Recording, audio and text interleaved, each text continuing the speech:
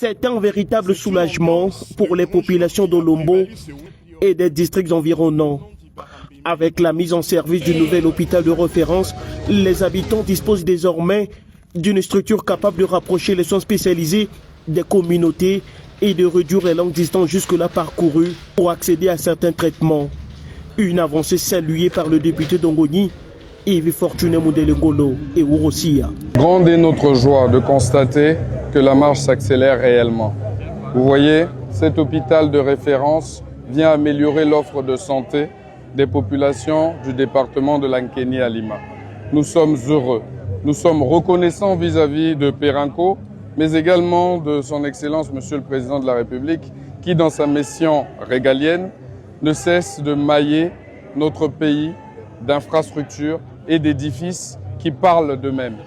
Vous voyez aujourd'hui les populations de l'Ankeni à Lima, qui hier devaient se rendre à Oyo, se rendre difficilement à Gamboma, se rendre à Abala, désormais peuvent également venir à Olombo et bénéficier des soins de santé de qualité. Nous sommes contents, nous sommes dans la joie et nous espérons que le gouvernement de la République mettra ici, comme le ministre de la Santé l'a dit, des médecins de qualité, un service public de santé de qualité pour pouvoir assister nos populations dans la souffrance, dans la pénibilité de la maladie. Et bien évidemment, nous espérons également que les autres sociétés pétrolières, à l'instar de la SNPC qui, dans sa responsabilité sociétale, ne cesse de se déployer dans notre pays, nous espérons qu'après Perenco, Total Energy, Eni et autres feront également des actions de plus en plus fortes, de plus en plus visibles pour accompagner le président de la République, pour accompagner le gouvernement dans leur responsabilité sociétale qui est inscrite dans les permis pétroliers. Au-delà de sa dimension sanitaire, l'inauguration de cet établissement a également été marquée par une forte mobilisation politique. Cadres et militants du Parti congolais du travail venus des différents districts du département ont répondu présents à ce rendez-vous.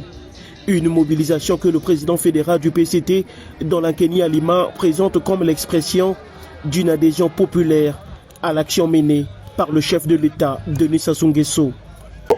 La mobilisation de tous les districts, c'est-à-dire d'Abala, d'Alembe, d'Ongoni, de Makoti Poko, de Gamboma et d'Olombo, s'est constatée sur le terrain. Je pense qu'en sortant d'ici, vous allez voir comment la population accueille chaleureusement cet édifice imposant et superbe. Et nous sommes heureux et très reconnaissants vis-à-vis du gouvernement que la marche s'accélère réellement. En tout cas, nous avons là des signes positifs de l'accélération de la marche vers le développement.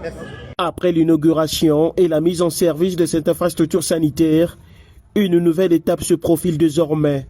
Garantir son fonctionnement effectif et continu.